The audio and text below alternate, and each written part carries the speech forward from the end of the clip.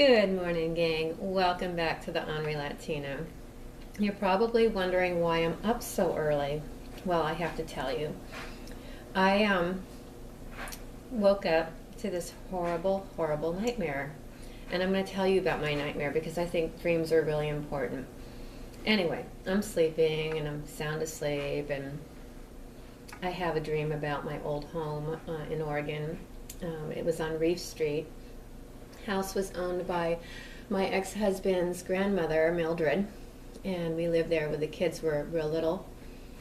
So the dream takes place on Reef Street, and I'm sitting in my living room and I'm conversing with all of my ex-husband's construction buddies, and we're sitting around having a conversation and hanging out, and all of a sudden there's these people in our house, and they were Muslims, and they were just screaming at the construction workers and picking a fight with us. And I don't know how they ended up in our home, but they didn't have weapons, but still.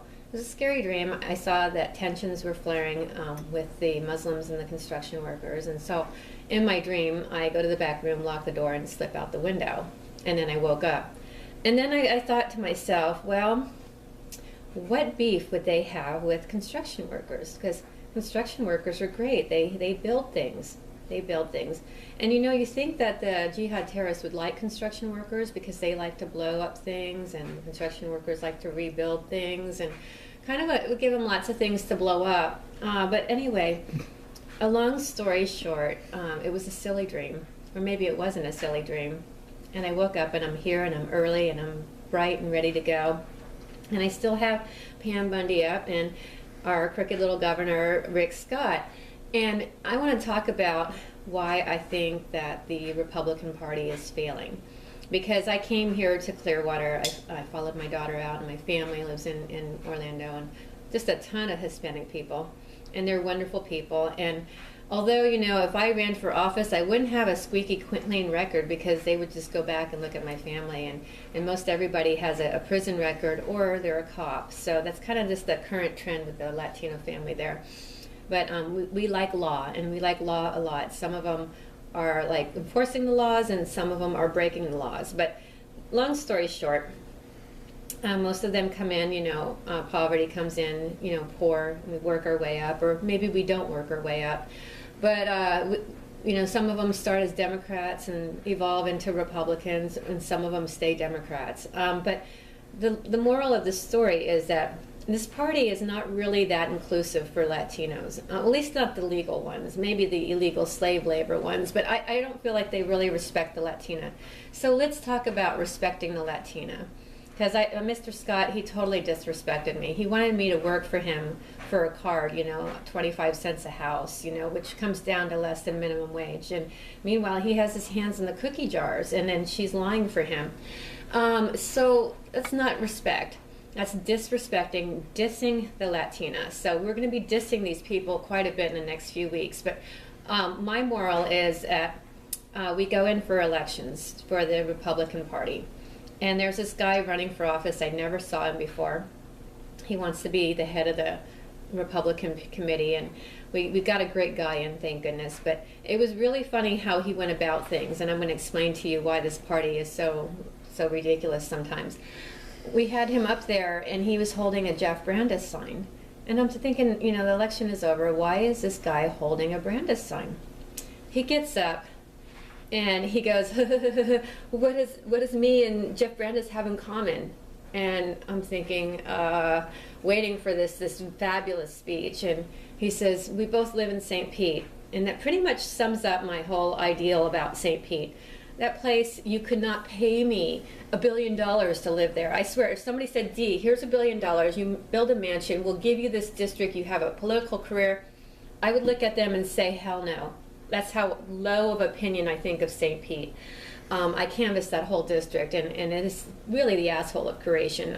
I saw that when I was looking at real estate there with my real estate agent, and I gotten to see some of the people from the Republican Party from there, and I really don't think that highly of some of them.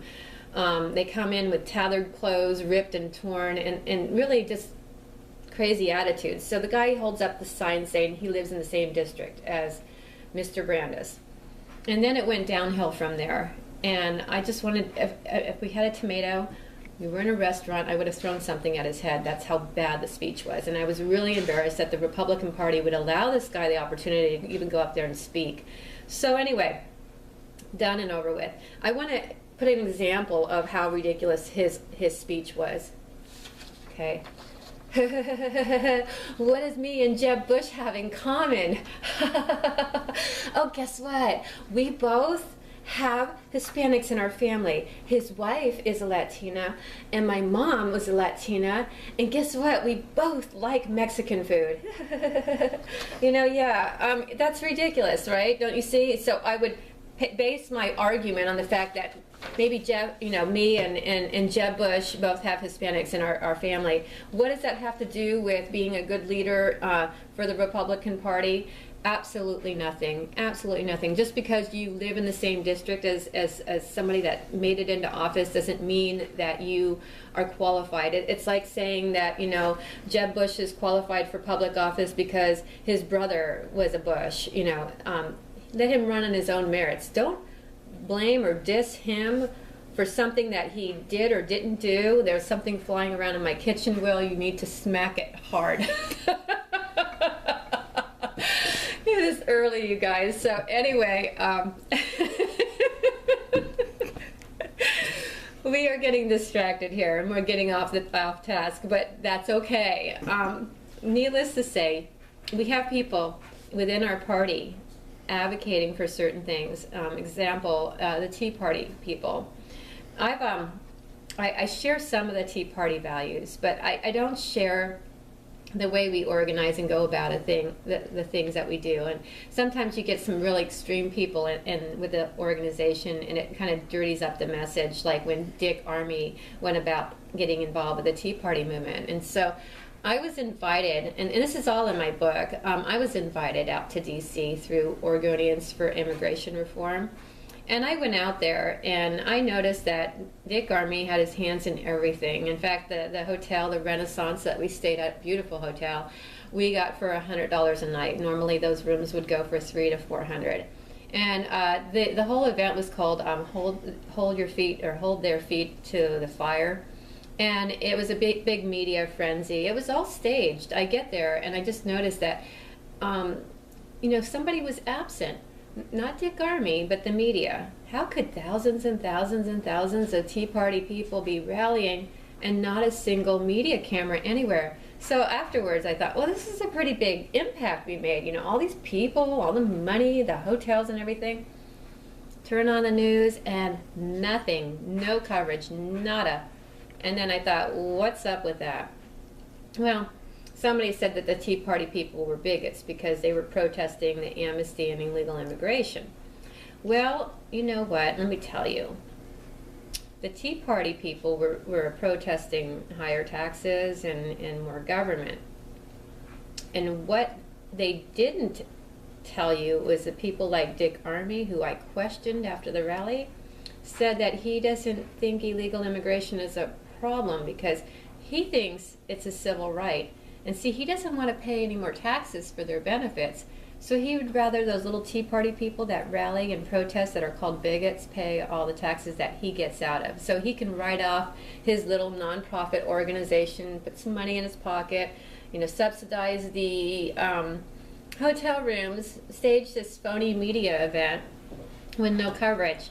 And this looks squeaky clean. I'm glad he's off there, though we have some extreme people to take his place, and they are just preppers and Ron Paul zealots. And I have a solution for the Ron Paul zealots. You know, if the GOP just legalized marijuana, we would court all of Ron Paul people's votes, you know. And the thing about it is that is also a phony agenda, because Ron Paul is the biggest lying sack of shit on the face of the earth. You know, as I slam Jeb for certain things, Ron Paul next to Jeb Bush is, you know, Ron Paul makes Jeb Bush look like Honest Abe Lincoln. He really does. And you know, people idolize Ron Paul, and I think Ron Paul is the ultimate fucktard. He is a step below Rick Scott, and he is profiting off of all this propaganda and splitting our party. The part that we don't understand is that the Democrats unite and they get power in, and then we cut our noses off to spite our face. Like Pam. Pam is so intent on protecting this crook that she's going to just cut her nose, her beautiful nose, to spite her beautiful face, because, you know, no career loss or job is worth a reputation that is soiled. And so I think it is really important for people to tell the truth, and especially when it's somebody's career, like a person that is hired to uphold the law, and he's in law enforcement, and he has a 34-year career, a lot longer than this guy was governor. And I want to know how Rick Scott made his fortune, because you know what? I have a funny feeling that people that have things that come too easy don't really appreciate them, and if you have to scrap and struggle and fight for things, then you might really appreciate them a lot more and be a little bit more generous. And this guy, he's not a generous person, not at all. In fact, you know what? He's probably one of the most selfish, stingiest, greediest men I've ever met in my life. And the reason I'm saying this is because of the horrible, horrible way that his staff people were behaving. And the reason is that I have never seen anybody so self-serving in my entire life to offer a woman to work for free, and only if you get $800 or 800 houses a week will you get that $250 gift card. Now, those conditions were like dangling carrots. And do we want to work for a carrot dangler? You know, if he was honest and if he had integrity, he wouldn't have had his staff people lie to me and tell me, oh, we can't pay you, but we can give you a gift card. When this guy is way richer than the 2 state reps and the state senator. And I'm not going to let go of this, Rick Scott, because you said, let's keep working, and you're a liar. And so I think it's really important that people who lie don't get covered up for it. And Pam Bundy, you are a Scorpio. That's supposed to be a sign of truth. You're supposed to uphold the truth. You're supposed to tell the truth. You are the Attorney General of this state, and you cannot be lying to cover up this guy. No, no, no, no, no, no, no, honey. It's not worth it. No man is worth losing your job and your career and your reputation to lie over. So I think it's important that we tell the truth, and the truth is that as much as people don't like Mr. Bush, what do we have in common? We have a love for our country. That's what we have in common. Jeb loves this country, and we have to do something to address the terrorism that's coming through the Texas border. They should have done this a long time ago. Why are we waiting to the election, Jeb? Because that state is a Bush state, and that state has a lot of great Republicans in it, and we should have been letting out a can of whoop-ass 4 years ago, not just waiting to the election time. So we have some work to be done, and we have some redemption to make, because you know what? We're not having people like illegal aliens crossing that border. We have jihad terrorists. And so that dream that I had that woke me up early this morning was a warning to tell you guys that we are not safe, and we have really lost a lot of ground in the last 8 years, and we have a whole lot of catching up to do. So we need to put our party divisiveness aside and make sure we get somebody strong enough to take out Hillary the Machine, Benghazi Clinton. And by the way, you guys, I'm up early. I'm wishing you a good, happy day. If you like my video, please forward it on. Like my website, The Henri Latina. And also, be sure to forward this to as many friends as possible so we can get the word out, and so we can take back this country and have our party leading good and strong. Thank you, and God bless.